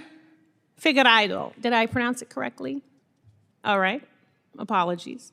Yes or no? Is it true that you are currently under investigation by the Brazilian Federal Police for your role in the January 8th coup attempt? I don't know. I haven't received the proper notice. Thank you. Moving on, reclaiming. Is it true that an official report from the federal police provides evidence of your participation in a group created to, quote, discredit the electoral process, plan the execution of a coup d'etat, and abolish the democratic rule of law? Same answer. You don't know. Okay. Do you disavow the military dictatorship that ruled Brazil from 1979 to 1985? This has nothing to do with what we're discussing Okay, yes here. or no, please. This has nothing to do with what we're Yes or discussing. no? Reclaim. I can ask. This is my hearing. And I can Yes answer- or no? With Yeah, all due First respect, Amendment I would rights, I hope can that there answer would be respect whatever I shown want. to the witness, too. Moving on. With all due respect for the witness and vice versa. Mr. Chair, vice versa. Mr. Shelenberger, yes or no? Is it true that you have repeatedly published false information that defamed public figures who are dedicated to combating disinformation? No. Including, okay, thank you for that response. Mr. De Silva, I have some remaining questions for you. Can you talk about information that was coming out regarding the January 8th attempted coup and what can be done to make sure that accurate information is shared for Brazilians and for the global community? I think respecting, protecting, strengthening democracy is incredibly important. And I do also agree that we have a real problem with the proliferation of misinformation and disinformation. Thanks, Congresswoman. I think, is it a yes or no It is question, not a ma'am? yes or no question. Order, please. Can you repeat the question, Congresswoman? Yes. To what extent, if at all, did the events of January 8th pose a threat to Brazil's democracy and constitute an attempted coup d'etat? And what are the implications of the attempts to manipulate and deny the nature of the January 8th attack? I believe we still need to wait for a few months until the investigations are finalized. But recently, as I noted in response to Congresswoman Wild, there has been substantial evidence that there was a plot to stage a coup, that this plot started with the discrediting of the electoral process to seed, among the people, the idea that the elections were going to be defrauded beforehand. And then after the elections took place, there was the idea was to create chaos so that the military could take over based on that sketchy interpretation of Article 142 of the Constitution. So that's the plot that emerges from those documents.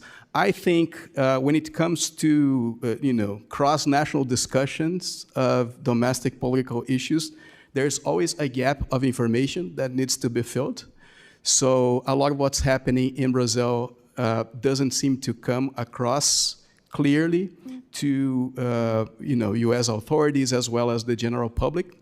So, for instance, I guess the premise of this conversation has been that Mr. Moraes has taken down social media posts and profiles from the Brazilian right. When I actually demonstrate on page 5 of my testimony that, first of all, it's not just Justice Moraes, right? It's 2 courts involved in this with many justices. And second, that many of these posts and profiles taken down also are from people from the left. And last week, actually, President Lula was fined for a speech that he gave back in the campaign by the TSE, the Electoral Superior Court, which is presided over by Mr. Moraes. So how can one say that there is a collusion between Mr. Moraes and President Lula when the court that Mr. Moraes presides has just fined President Lula for a speech that he gave back in the elections, right? But all these details, it's difficult to convey them because they relate to so specific things. And the same is true for law, right? I believe that I'm the only person in this room that has a Brazilian law degree. You're not. And yet, there's a lot of people who want to, interrogate aspects of our criminal procedure in a hearing in the U.S. Congress. I mean, with what information, right? And honestly, with what authority? I think, I believe it's important to have cross-country conversations about domestic political issues, but these need to be more well-informed sometimes. Thank you. Thank you. Mr. Chair, we don't have times. We don't use them in Okay. this subcommittee. I have one more question. What is your assessment of the ways in which, and this is for Mr. De Silva, what is your assessment of the ways in which Brazil's judicial institutions and Congress responded to the events of January 8th? Initially, in the very aftermath of the events, there was great union in the country, not only among the 3 government branches, but even among governors.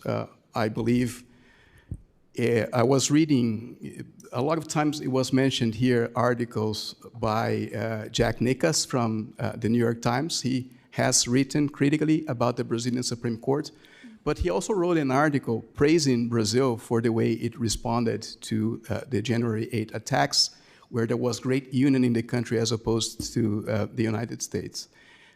There were investigative proceedings that took place in Congress about this, which produced a very important report that I think needs to go on record.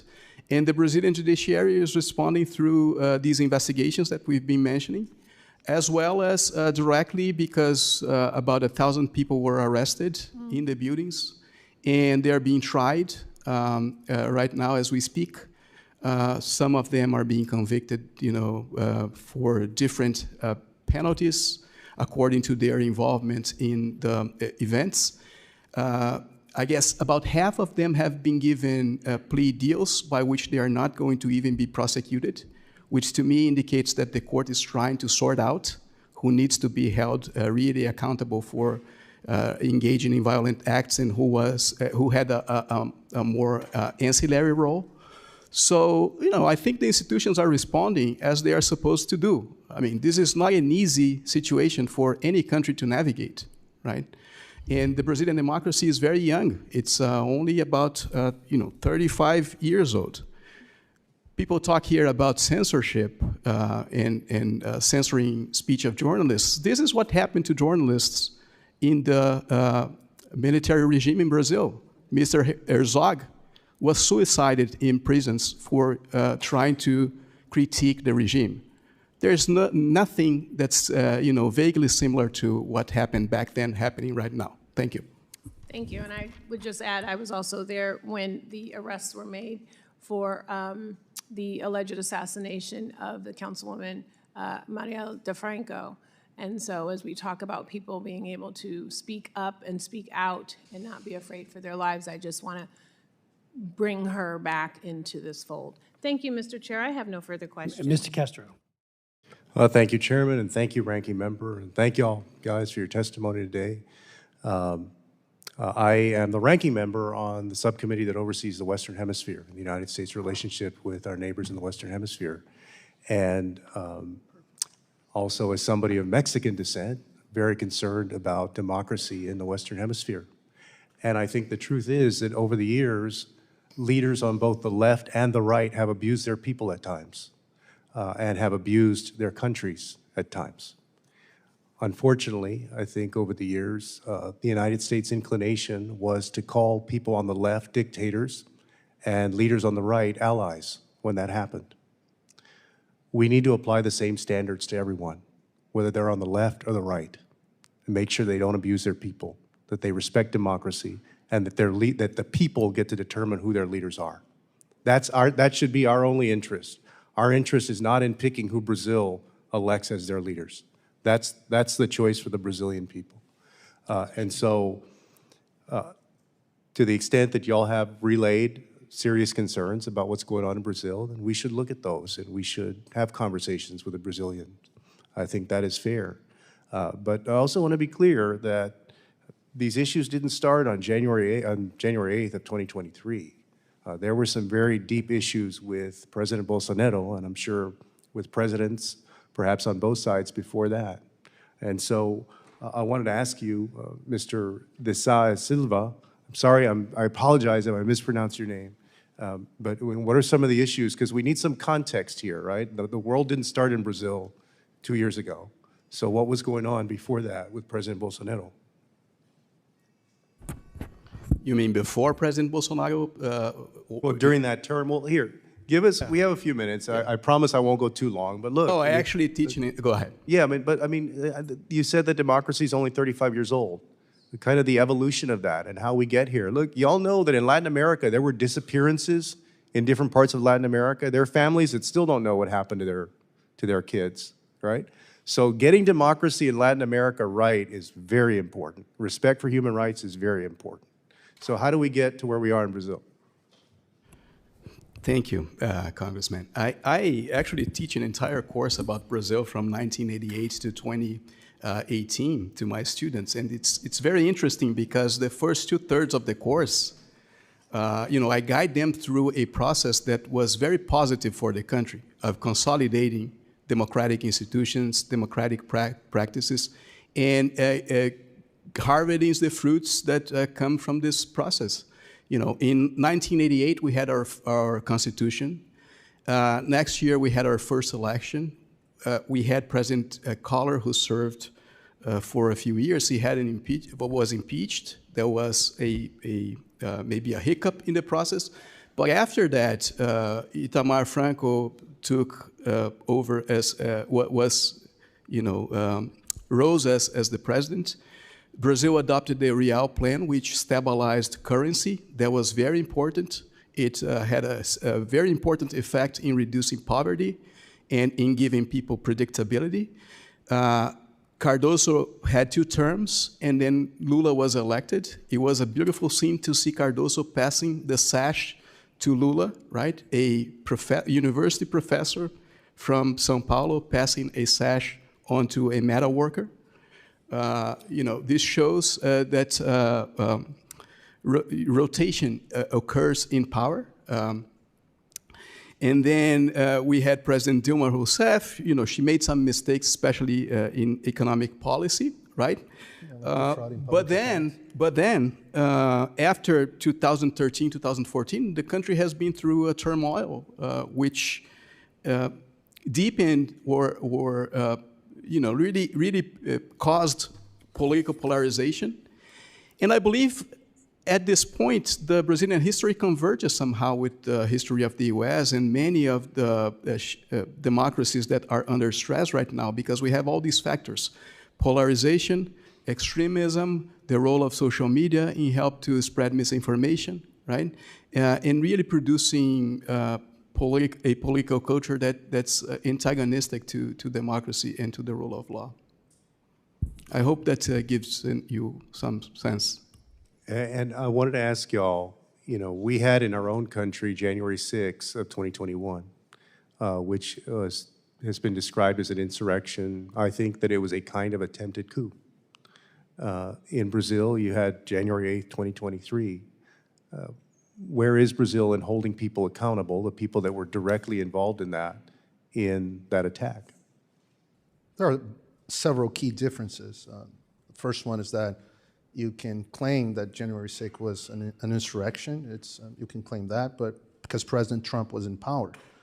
But in Brazil, Lula was the president already, had been for 8 days on January 8th. So I don't think we had an insurrection, because what would be the outcome of the insurrection? Let's say on January 6th. But we've seen in Latin America and around the world, leaders can get overthrown by insurrections and coups. But Lula wasn't even there. No one was there. It was a Sunday. So it was definitely a riot that went out of control. But if you overtake the building and you don't let government operate and so forth. I was the first one. I was working on the largest TV network at the moment. I asked to join in and get on air, and I was the first one on air saying these people were stupid from doing what they were doing and they should go back home. So you think they should be held accountable? I think they should be held accountable by the crimes they committed individually, meaning if they desecrated public patrimony, yes, definitely. Let's hold them accountable. But they were not attempting a coup d'etat. There was no way, that was not possible. You cannot commit, there's a law professor here, you cannot commit a crime if the crime is impossible. Right. That's a principle in the law. Yeah, okay, so we disagree on that, but I get it. But let me ask one more question, because y'all have had a long hearing as subcommittees go, all right? On the question of Rumble, the Brazilian government, in September 2021, then President Bolsonaro attempted to ban social media companies from removing certain content. And under that policy, social media companies would not be able to remove any content unless it pertained to nudity, drugs, and violence, or if they encourage specific crimes. And so here you've been making the case that the current Brazilian government shouldn't call Rumble and say, hey, take down this specific post or so forth, right? Well, but the reverse of that is, do you believe that a government should be able to make such rules, or do you believe that a private company, private entity like a social media company, should be able to remove content from their platform? In other words, if you go back under Bolsonaro, was President Bolsonaro right to tell social media companies, hey, you can't take anything down except XYZ? With respect to Rumble, Brazil has no jurisdiction on anything on Rumble whatsoever. We do not have employees there. We do not operate there. We're a U.S. company with offices in Canada as well. Brazil has zero jurisdiction to make any sort of claim to remove anybody off of our So platform. your position is that Bolsonaro was wrong and Lula is wrong? My position is that if we don't operate in that nation, they have no jurisdiction whatsoever to ask us to remove anything from our platform. Rumble operates under the laws of the United States, which is the First Amendment, and we believe, and we all believe in this room, that freedom of expression is a human right, which is also Article 19 of the UN Universal Declaration of Human Rights. So when someone asks to remove a political creator or a non-political creator that doesn't violate the terms of service of any platform, I'm fully opposed to that. Well, no, and I just want us to be consistent, right? Because the point that I've made is that under the left and the right, you've had presidents who get heavy-handed, right? And like I said, we should take a look and talk to the Brazilians if they are infringing on different free speech issues. But this has happened repeatedly in different ways with people in different parts of the political spectrum. And we have to be mindful of that as well. I yield back, Chairman. Thank you very much, Mr. Castro, for those comments, because I do believe that this is a pivot point, and I think we need to be making a very clear statement to Lula and to the Supreme Court that it is intolerable to violate freedom of expression, freedom of speech. You know, Lula himself compared the Israelis to it's like when Hitler decided to kill the Jews. I abhor that comment that Lula made. Reuters reported it. But it's a free speech. He has an opportunity to say it. And you know, I don't agree with it, but he has the right to say it. And I would say equally, people who disagree with the Lula government or with the Supreme Court should have an unfettered ability to speak out without facing potential criminal charges, without being deplatformed. And to that, I would like to just ask Christopher Pavlovski, what kind of Rumble creators were targeted for orders? You know, who were they focusing on? So we've received multiple orders from the Brazilian Supreme Court, and they range from various different creators, some political, some journalists, some, I would say, just that talk about anything.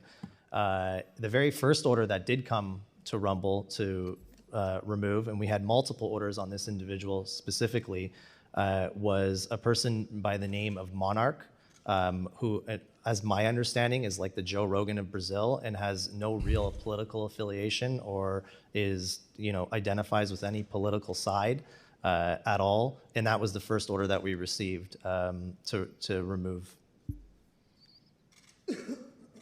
Ms. Wild? Thank you, Mr. Chairman. Mr.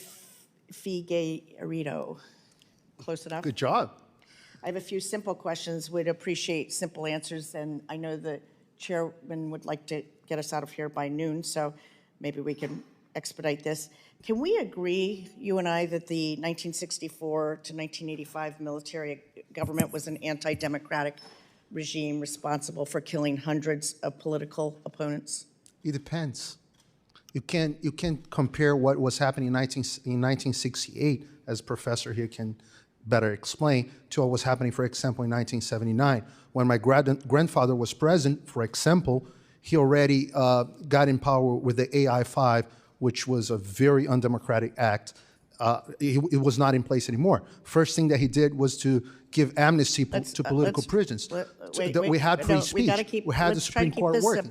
I'm trying to answer your question. So you disagree that the military government was an anti-democratic regime? Well, it's a nuanced answer, like I just said. Part of it, yes. Part of it, no. Okay. Do you agree that they killed hundreds of political opponents? Some of them, yes, and some of them in the guerrilla as well. Okay. But I don't think that's the purpose of what we're talking about here. This is not a hearing about the history of Brazil. It's about what's happening now. Okay, so let's move on. Do you believe that the 2022 elections, and by the way, history does dictate what a democracy looks like, as I noted in my opening remarks. So history is very, very relevant. Yeah. Do you believe, sir, that the 2022 elections were in fact free and fair? I do not. Do you believe that the Brazilian armed forces then should have acted to support President Bolsonaro's draft decree? Who? I'm sorry? Do you believe that the Brazilian armed forces should have acted to overturn the 2022 election results? I do not. Okay, so even though you don't believe them to have been fair and free, you don't believe that the armed forces, you believe they properly acted in not acting to overturn those results? Madam Congresswoman, are you familiar with the report of the military on the elections of Brazil? I am, yes, but So what do you think they should have done when they realized that Brazilian elections It's was? simple. Do you believe that the armed forces acted appropriately? I do not. And let me just read a few statements by former President Bolsonaro, and let's just see if we can agree or disagree on this. These are quotes. Elections won't change anything in this country. It will only change on the day that we break out in civil war here and do the job that the military regime did not do, killing 30,000. If some innocent people die, that's fine. In every war, innocent people die. Agree or disagree with that statement? That statement is from 1994, and I completely disagree with it. And You're I think very President familiar with the statement. Yes, he made it as a member of Congress, but then years Yes. later as a presidential candidate. So I disagree. He refused to disavow that statement. So you agree or disagree I with that? completely disagree with that statement.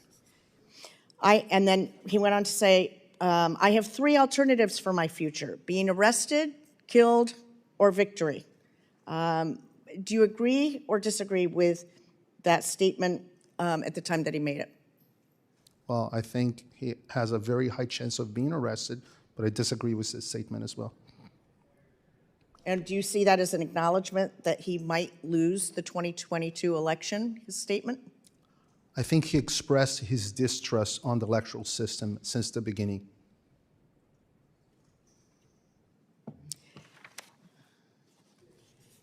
In 2018, then presidential candidate Bolsonaro called Colonel Ustra a national hero.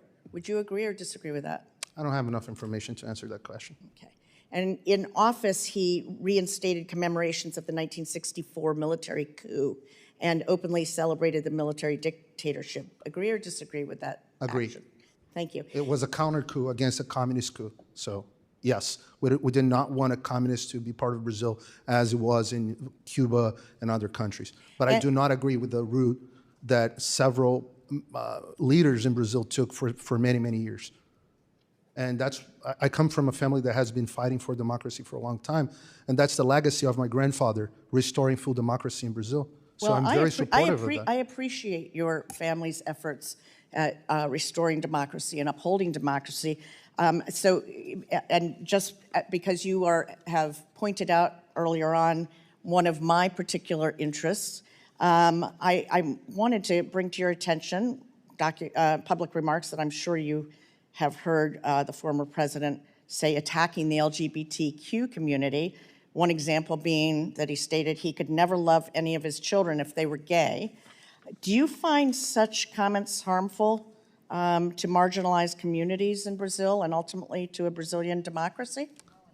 Well, I don't agree with these remarks, but I'm not here to defend President Bolsonaro. I'm here to defend free speech. Okay, I'm not asking you to. My question is, with all due respect, let me finish my question. This is not a inquisition of But it's a hearing former about president. democracy, and I just want to know whether the witness believes that those kinds of statements are supportive of a democracy. I don't think they're nice statements, I but don't I think think they're the protected. witness needs to answer that. I think we've veered so far away from the purpose of this. I mean, I could talk about skepticism for elections. In my first election, 2,000 dead people voted against me. It was engineered by the Democrats in the city of Trenton. When I tried to get the officials to look into it, and we verified it had happened, they would not do it. We got the verification that it happened, but there was no effort to hold people to account. Okay, you just move on. There is a healthy skepticism that we should all have. Matter of fact, my opponent went into court to keep the city of Trenton open beyond the time limit because it was raining out, and the fear was some people might not be able to make it to the polls. They were going to count how many people they needed in order to defeat me. Now, I learned from it. I became friends with a lot of people. The county clerk told us, do you ever wonder why you never got the A ballot position? Because they used to refrigerate the ball. He would put his hand in, pull out the A position, and the Democrats would get the A position each and every year. And a similar type of effort was lodged against me with people who were dead voting. That said, I still believe in the system. I still believe that we need to have a healthy skepticism. I have a healthy skepticism. You know, I voted to ensure that Biden was made the president during the Electoral College. Why? Because we could not prove, or the administration could not prove that it had been falsified. But there was all kinds of mistakes made, and I also had to look back at my own experience, but you got to be able to prove it. But that said, you move on. This hearing is not a relitigation of January 6th or January 8th, despite some efforts to cloud over this issue of freedom of expression being violated with impunity. So we're going to keep a focus on that.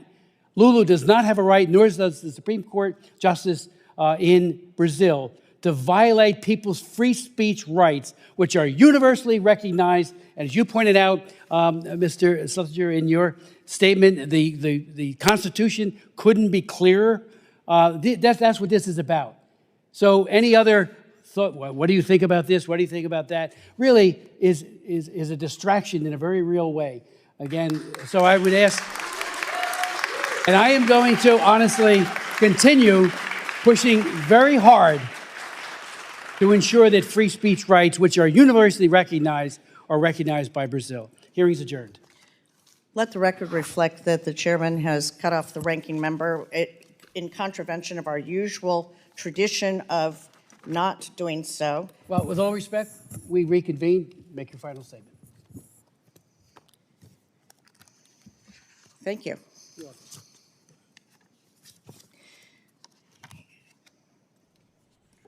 have to give me one moment because I closed my binder here.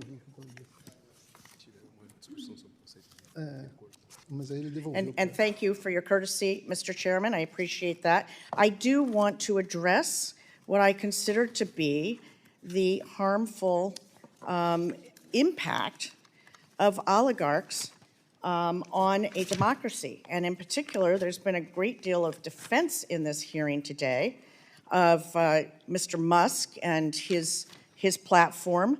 And I think it's very important that we understand his ideological agenda.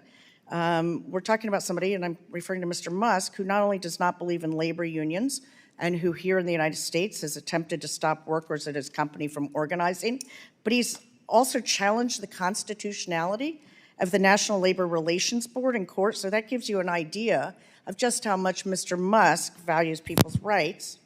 And I think that it's important that we understand the impact on democracy of oligarchs like Mr. Musk, who act as if their wealth and their power places them above the law and provides them with some sort of global mandate to destabilize democracies around the world, including Brazil and right here in the United States.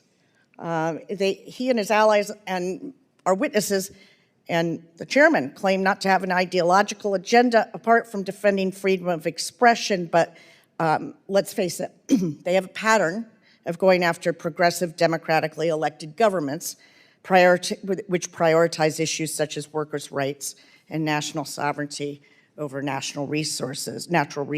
So while they frame their actions in the context of freedom of expression, I think that it would be accurate to say that freedom of expression is threatened by the unregulated flow of false information.